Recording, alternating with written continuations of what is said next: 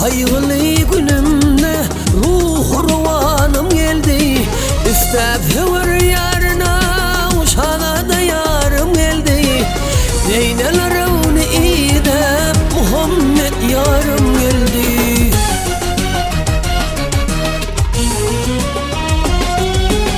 Araç yolunu süpürüp elimde haldır kalın.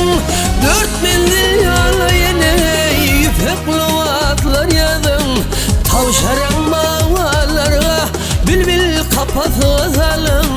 Safi kuvvetler kurulsun şadiyana kınalın.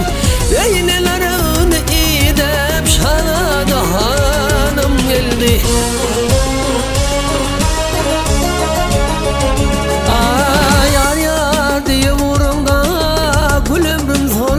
Pelek yok olsun hasretler, şadiyana toyluvat, şadiyanlık ışkından 40 kulunu ettim hanat. Aydınlar şah merdana men kılma o şeker. Leynelerin idep Muhammed yarım geldi.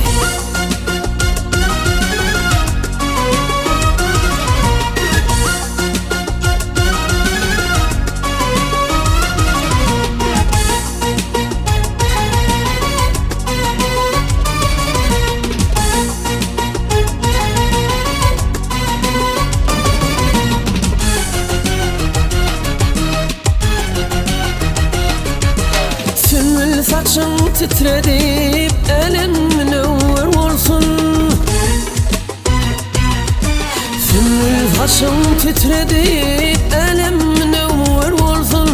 Havarı birine elime dofyar kosarlar gelsin. Hükmü revan eyleyi 40 gün yine toy olsun. Götür perdem yüzünden elim yalkım zaldın. Zeynel